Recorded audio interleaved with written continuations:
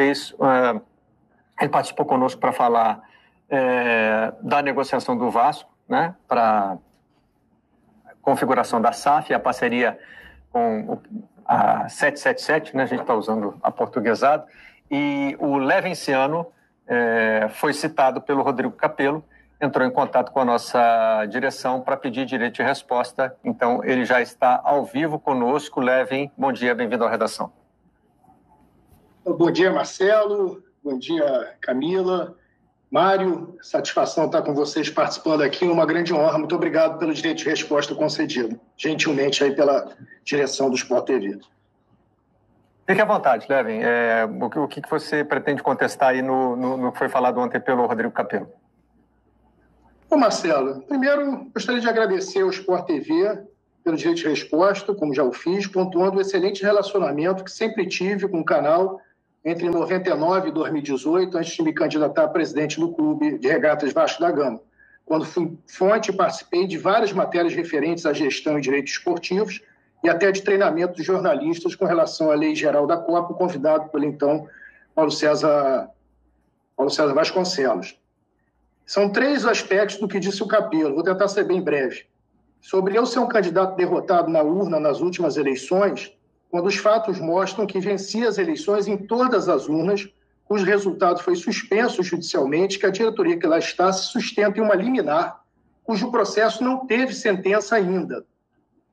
Está suspensa há 14 meses e voltará a andar a partir de 10 de março próximo, o que pode explicar toda essa pressa nesse assunto da SAF. Em segundo lugar, disse que eu gosto de caos e de bagunça, quando, na verdade, criei solução administrativa e financeira para o clube, muito mais eficiente e eficaz que a apresentada, sem qualquer necessidade de venda de ativos, tendo me oferecido, inclusive, ao VP financeiro do clube, Adriano Mendes, uma reunião aqui na minha casa, para implementar essa solução gratuitamente, me sendo negada por motivos meramente políticos.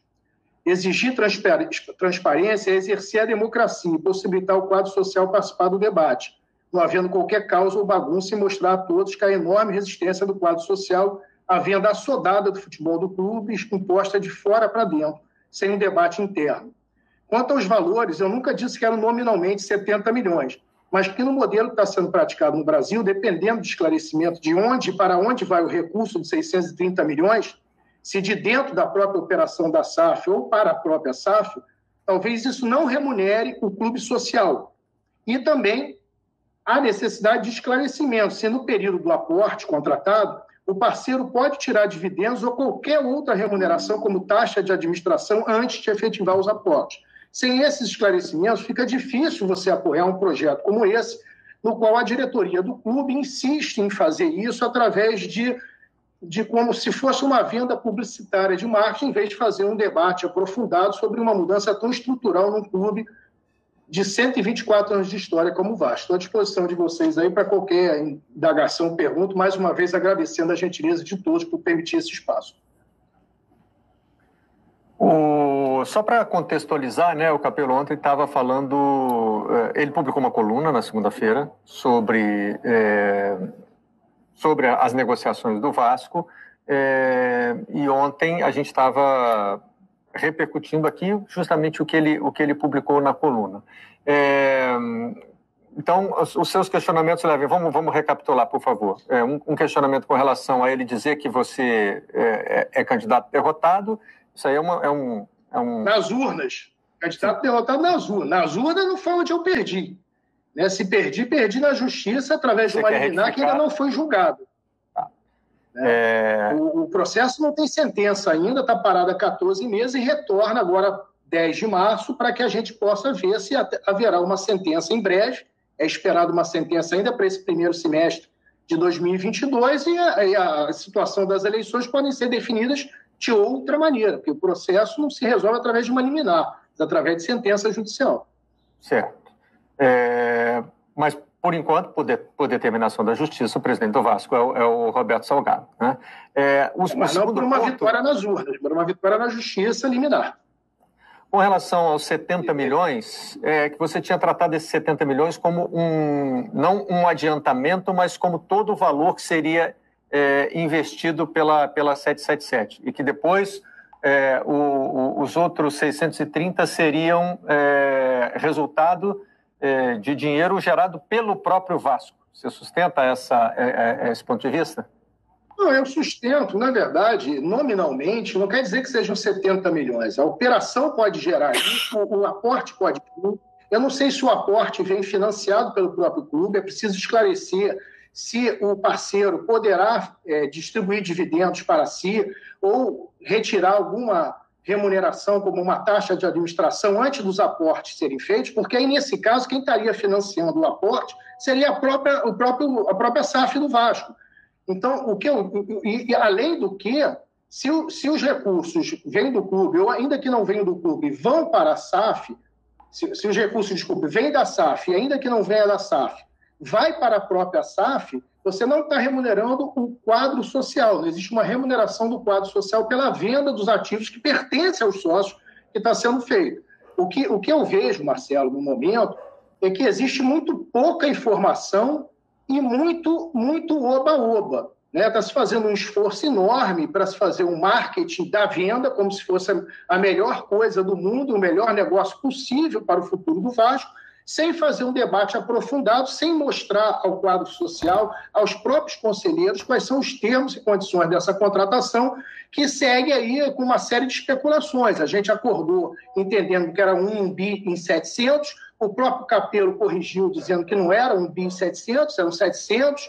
Então, existe uma série de informações desencontradas que o quadro social do clube resiste a isso, não há uma unanimidade, como houve no Botafogo, no Cruzeiro. Inclusive, existe uma manifestação marcada em São Januário, dia 5 de março, para protestar contra essa forma assodada que está sendo imposta à SAF no Vasco.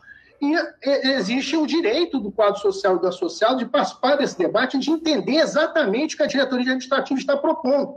Porque até o momento ela preferiu ir aos jornais, ir à imprensa para divulgar dados que ainda não são concretos, porque ninguém tem esse contrato, ninguém tem esse termo, ninguém conhece, do que debater de forma democrática com o quadro social.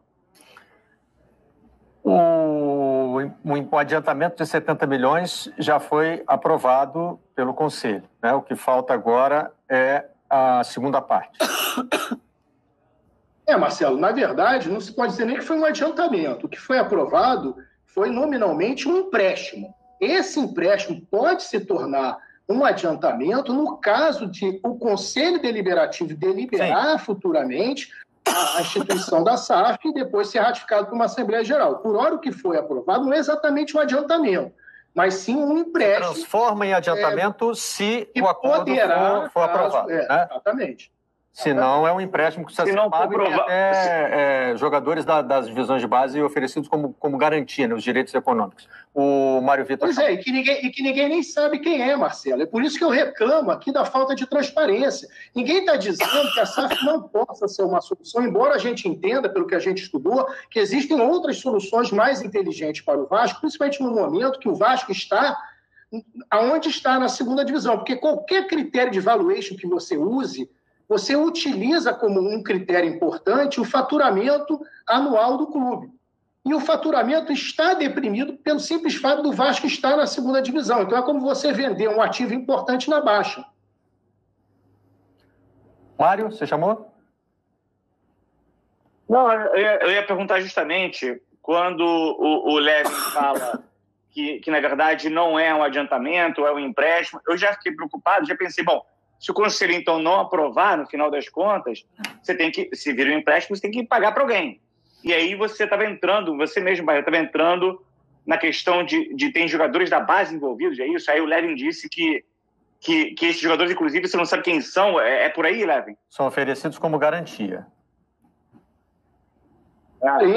Inclusive colocando em risco, Mário, a questão que é proibida pela FIFA do third party ownership e do third party influencer, que é o TPO e o TPI. Porque quando você dá como garantia jogadores, você está influenciando na empregabilidade e no direito de transferência livre que o clube e o atleta podem dispor sobre aqueles atletas que estão sendo dados. Então, ainda corre o risco Vasco de ser punido pela FIFA pelo fato de ter colocado jogadores como garantia de um empréstimo. Muito bem. Levenciano, obrigado pela participação no Redação Sport TV. Foi um prazer recebê-lo para ouvir o seu lado da história, que é parte da nossa função aqui, né? Marcelo, obrigado. Vocês estão de parabéns aí, né? Eu acho que num ano eleitoral é muito importante se garantir democraticamente o direito das pessoas citadas a se manifestar. Um bom dia para todos e um grande programa aí para vocês, né, nessa quarta-feira de cinzas.